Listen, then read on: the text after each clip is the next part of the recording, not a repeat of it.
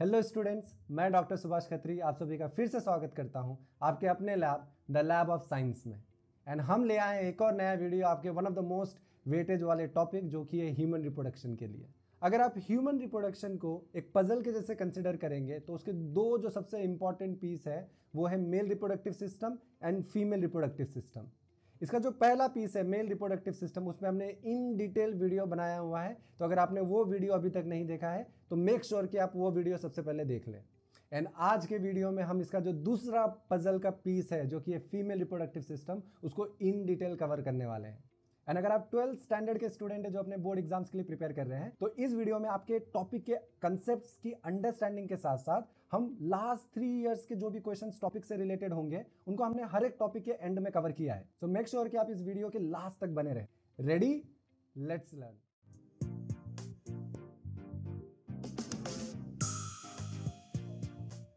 हमारा जो अगला टॉपिक है वो है फीमेल रिप्रोडक्टिव सिस्टम। जैसे हमने मेल रिप्रोडक्टिव सिस्टम में देखा था, female reproductive system also performs various important functions, जिसमें सबसे पहला फंक्शन है production of female germ cells, जिसे एग सेल के नाम से भी जाना जाता है, ओवम के नाम से भी जानते हैं, और इस प्रोसेस को कहा जाता है ovulation. Ovulation is followed by interaction of male and female germ cells, और इस प्रोसेस को कहा जाता है फर्टिलाइजेशन। फर्टिलाइजेशन का एंड प्रोडक्ट जो कि है जाइगोट, वो आगे डेवलप होगा एक एम्ब्रियो में with a process known as embryogenesis. Finally जो अडल्ट फीटस है उसे बर्थ दिया जाता है with a process known as parturition, followed by nourishment of young newborn. Again इसको याद रखने का सबसे अच्छा तरीका, इसको एक कहानी के जैसे इमेजिन कीजिए, जो स्टार्ट होता है formation of female germ cell जो कि एग, एंड एंड होती है converting that egg cell into a newborn baby. ये सारे प्रोसेसेस को डिटेल में समझने से पहले जो इंडिविजुअल कंपोनेंट्स है फीमेल रिप्रोडक्टिव सिस्टम के, आइए चलिए उनको पढ़ते हैं।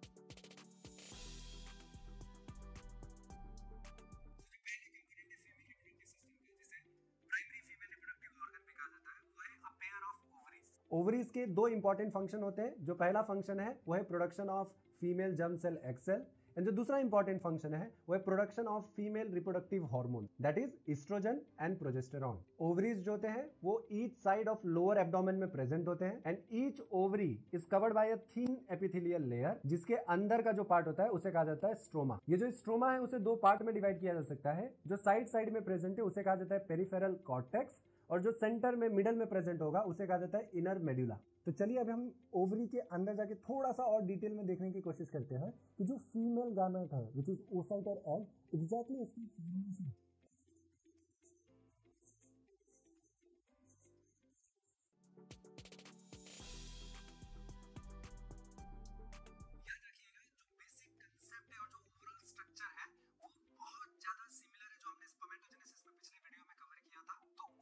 को पढ़ने का बड़ा इजी तरीका आपके लिए ये रहेगा कि आप स्पर्मेटोजेनेसिस के साथ उसको कंपेयर करके पढ़े कि क्या क्या चीजें कॉमन है और क्या क्या चीजें oogenesis में अलग होती हैं।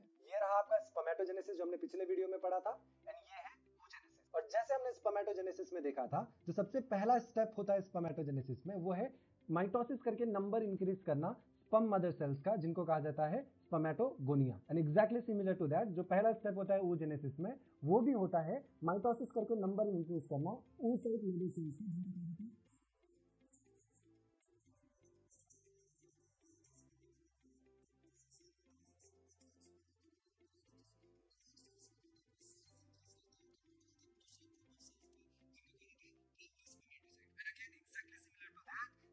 oogonia फॉर्म हुआ है उसमें से कुछ कुछ oogonia पीरियोडिकली ग्रोथ फेज में जाएंगे, अपना साइज इंक्रीज करेंगे और कन्वर्ट हो जाएंगे एक दूसरे ग्रुप ऑफ सेल्स में, जिनको कहा जाता है प्राइमरी oocytes। बट अब यहां जरा ध्यान दीजिएगा, जैसे हमने डिस्कस किया था कि जो प्राइमरी स्पर्मेटोसाइट है जो कि डिप्लॉइड इन नेचर है, वो अपना प्लॉइडी रिड्यूस करने के लिए फर्स्ट मियोसिस 1 के अंडर जाएगा, और एक प्राइमरी स्पर्मेटोसाइट जो है वो मियोसिस कंप्लीट करके 2 हैप्लॉइड सेल्स बना देगा, जिसको हमने नाम दिया था सेकेंडरी स्पर्मेटोसाइट। लेकिन अब अगर हम oogenesis को देखने की कोशिश करेंगे तो यहाँ पे आपका सबसे पहला डिफरेंस होता है स्पर्मेटोजेनेसिस और oogenesis के बीच में। अगर इस मियोसिस 1 को मैं जूम करूं तो मुझे दिखेगा कि इसमें 4 फेसेस होते हैं, जो कि प्रोफेस 1, मेटाफेस 1, एनाफेस 1 एंड टेलोफेस 1। ये जो प्राइमरी स्पर्मेटोसाइट है बड़ा इजीली और बड़ा स्मूथली ये चारों फेसेस को कंप्लीट करके सेकेंडरी स्पर्मेटोसाइट फॉर्म करता है।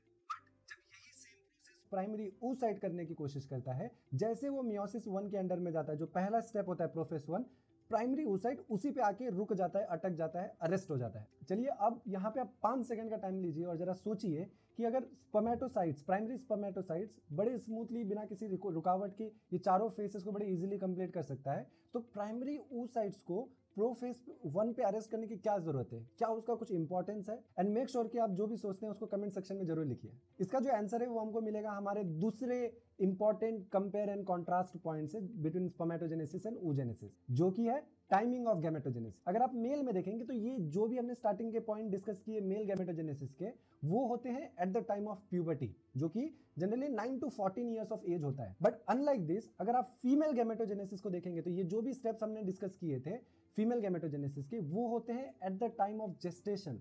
जो बेबी गर्ल होता है जब वो फीटस के फॉर्म में होती है, उसी टाइम पे बहुत सारे प्राइमरी oocytes ऑलरेडी फॉर्म हो चुके होते हैं। इनफैक्ट अगर आप सेकंड जेस्टेशनल विंडो में देखेंगे, अराउंड 5 मंथ्स के आसपास अगर आप देखेंगे, तो फीमेल बॉडी ऐसे माना जाता है कि अराउंड 60 to 70 मिलियन, 60 से 70 लाख प्राइमरी oocytes फॉर्म करके इन ओवरीज में स्टोर करके रखती है। बट ये जो 70 लाख प्राइमरी oocytes बने हैं बच्चों, उसका यूज कब होगा? उसका यूज होगा when female body reaches puberty, जो कि जनरली होता है 8 to 14 और 13 ईयर्स ऑफ एज। सो अगर आप देखेंगे तो बड़ा एविडेंटली पता चलेगा कि अनलाइक स्पर्मेटोजेनेसिस जहां पे चीजें बड़ी कंटिन्यूअसली हो रही है, फीमेल बॉडी में जो oocyte प्रोडक्शन है वो होता है ड्यूरिंग जेस्टेशन और ड्यूरिंग एम्ब्रियोजेनेसिस। लेकिन ये oocyte का यूटिलाइजेशन कब होगा? उसके 8 से 10 साल के बाद।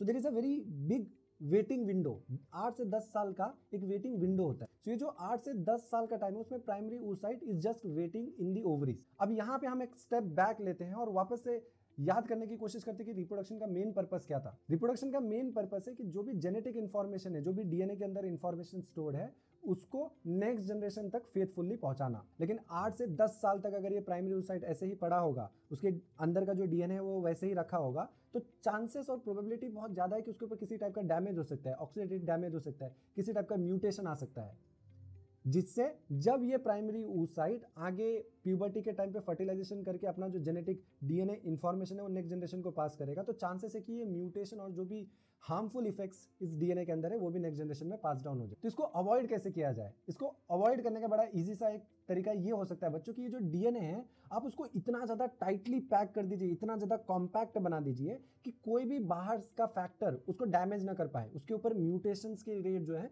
वो कम हो जाए। एंड इसको करने का एक सबसे अच्छा तरीका ये है कि ये जो सेल है वो मियोसिस के अंदर एंटर कर जाए, प्रोफेस 1 के अंदर एंटर कर जाए, जहां पे हमको पता है कि डीएनए जो है वो नेचुरली कंडेंस होकर ये क्रोमोसोम्स का फॉर्म बना लेता है। तो आई थिंक इसके साथ आपको क्लियर है कि प्रोफेस 1 पे प्राइमरी oocytes को लाके क्यों अरेस्ट कर दिया जाता है। It could be one of the strategy जिससे आप प्रिवेंट कर सके कि डीएनए सुरक्षित रहे, उसके ऊपर म्यूटेशन या फिर किसी भी टाइप के डैमेज ना हो टिल द टाइम ये जो प्राइमरी oocyte है इट रीचेस प्यूबर्टी का एज। इसके साथ साथ बच्चों यहाँ पे ये जो वेटिंग पीरियड होता है 8 से 10 साल का, उसमें एक और बहुत इंटरेस्टिंग सी चीज होती है जो आपका थर्ड इंपॉर्टेंट पॉइंट बन जाती है, compare and contrast between oogenesis and spermatogenesis का। अगेन अनलाइक स्पर्मेटोजेनेसिस जो एक कंटिन्यूअस प्रोसेस है और प्राइमरी स्पर्मेटोसाइट्स का नंबर विद टाइम इंक्रीज होते जाएगा, जो प्राइमरी oocyte है, जो आपने 70 लाख प्राइमरी oocytes बनाए थे एम्ब्रियो के अंदर before birth, after birth female में कोई भी नया प्राइमरी oocyte नहीं बन सकता। इनफैक्ट ये जो 70 लाख प्राइमरी oocytes बने थे ड्यूरिंग एम्ब्रियोजेनेसिस, उनका भी नंबर धीरे धीरे घटने लग जाता है, क्योंकि बहुत सारे जो प्राइमरी oocytes है वो डीजनरेट हो जाते हैं और इनका नंबर घट के till the time female body reaches puberty 70 lakh से घट के वो ऑलमोस्ट 60 to 70,000 हो जाता है। अब फीमेल बॉडी जैसे ही प्यूबर्टी का स्टेज रीच करती है, ये जो प्राइमरी oocyte है वो फाइनली अपना मियोसिस 1 कंप्लीट करता है और वो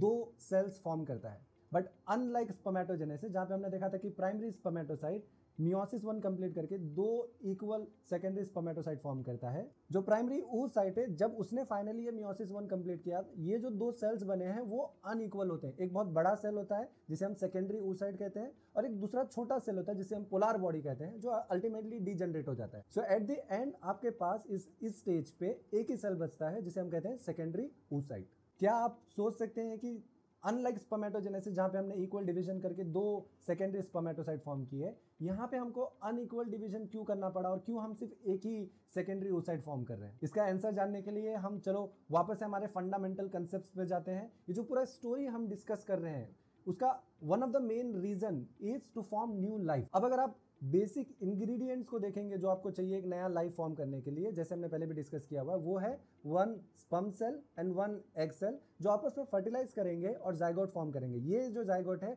वो एक नया लाइफ फॉर्म करेगा। अभी यहाँ जरा ध्यान दीजिएगा, ये चीज बड़ी इंटरेस्टिंग है। ये जो एग सेल है ये कहाँ प्रेजेंट है, ये फीमेल बॉडी में प्रेजेंट है, और क्योंकि पूरा डेवलपमेंट जो है, जो नया लाइफ फॉर्म होने वाला है वो भी फीमेल बॉडी में होने वाला है। सो सिर्फ एक एग सेल भी अगर आपने प्रोड्यूस कर दिया वो सफिशिएंट है एक नया लाइफ फॉर्म क्रिएट करने के लिए। बट अनलाइक दिस, अगर हम स्पर्म्स की बात करें, स्पर्म्स प्रोड्यूस होते हैं मेल बॉडी के अंदर, एंड वहां से उनको through the female reproductive tract finally उस एग सेल तक पहुंचना है। और ये जो पूरी की पूरी जर्नी है वो इतनी इजी नहीं होती है, उसमें बहुत ज़्यादा डिफिकल्टीज होती हैं, बहुत सारे स्पर्म सेल्स मर जाते हैं टू एंश्योर कि जो सबसे ज़्यादा फिटेस्ट स्पर्म है वो अपना जेनेटिक मटेरियल ट्रांसफर करे। इसी रीजन की वजह से जो आपका नंबर ऑफ स्पर्म्स का रिक्वायरमेंट होता है सो दैट एटलीस्ट एक स्पर्म एग सेल तक पहुंच जाए फर्टिलाइजेशन करने के लिए, वो जनरली मिलियंस में होता है। आई थिंक इस डिस्कशन के साथ अब थोड़ा आप क्लियर वे में सोच पा रहे होंगे कि क्यों स्पर्मेटोजेनेसिस के टाइम पे हमने इक्वल डिवाइड करके ज़्यादा number of secondary spermatocytes produce किए, लेकिन हमने जब oogenesis में देखा तो हमने देखा कि प्राइमरी oocyte से जो सेकेंडरी oocyte है उसके टाइम पे हम जो भी एक्स्ट्रा सेल्स हैं उनको सिर्फ डीजेनरेट कर देते हैं, so that at the end हमारे पास हमेशा एक ही फंक्शनल oocytes प्रेजेंट हो। नेक्स्ट, ये जो सेकेंडरी oocyte है अब वो फाइनली अपना मियोसिस 2 के अंडर जाएगा, बट अगेन जैसे हमने स्पर्मेटोजेनेसिस में देखा था वो बड़े इजीली अपना चारों फेज जो मियोसिस 2 का है उसको क्लियर कर लेता है। ये सेकेंडरी oocyte जैसे ही मियोसिस 2 के अंदर जाता है वो फिर से अरेस्ट हो जाता है मेटाफेज 2 स्टेज पे। अब आप पूछेंगे कि सर हमको प्रोफेज 1 पे क्यों अरेस्ट करना है सेल को, उसका रीजन तो पता चल गया, लेकिन अब इस सेल को फिर से मेटाफेज 2 पे अरेस्ट करने का क्या जरूरत है?